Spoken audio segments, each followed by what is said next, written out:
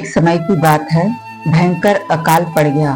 सारी दुनिया में हाहाकार मच गया। अन्न का दाना तक दुर्लभ हो गया। लोग भूख से तड़पने लगे।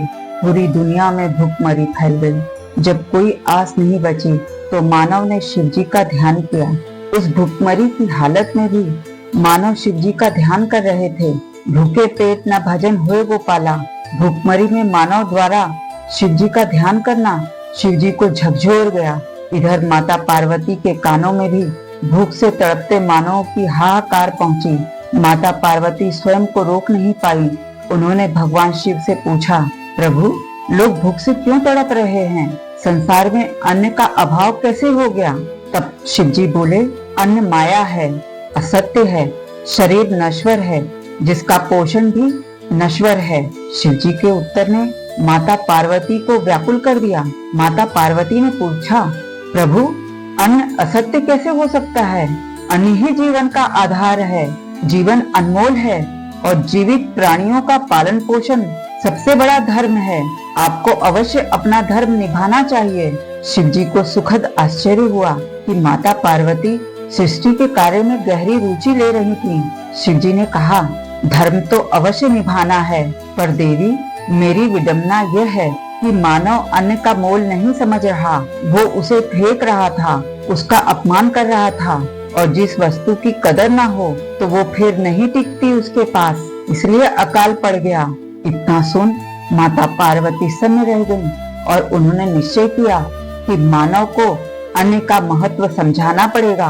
माता पार्वती ने क्रोध में आकर संसार से अन्न उत्पन्न करने की शक्ति खींच ली। ऐसी भूखमरी की हालत में मानव जाति एक एक दाने के लिए तड़पने लगी और वो याद करने लगी उस दिन को कि कैसे वो अन्न को फेंक दिया करती थी। उन्हें अपने किए पर पश्चाताप होने लगा।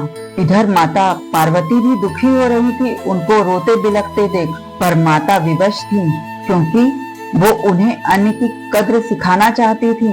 जब माता को आभास हो गया कि मानव ने अन्न का महत्व समझ लिया है, तब उन्होंने तुरंत अन्नपूर्णा का रूप धारण किया। एक हाथ में स्वर्ण कलश और दूसरे में अन्न से भरा कमंडल लिया। चेहरे पर वात्सल्य और करुणा लिए माता अन्नपूर्णा ने फिर से संसार में समृद्धि और खुशहाली फैला दी।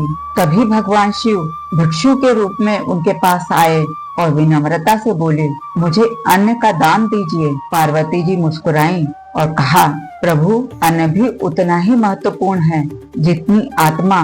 तब शिव बोले, जिस घर में अन्न का सम्मान होता है वहाँ लक्ष्मी और शुभता स्वतः वास करती हैं।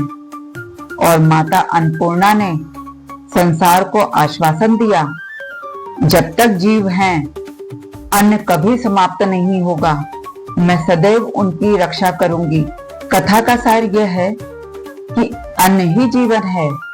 अन्न का सम्मान सबसे बड़ा धर्म है और अन्न का दान महादान है। प्रिय दर्शकों, सोमवार को फिर मिलूंगी एक नई कथा के साथ।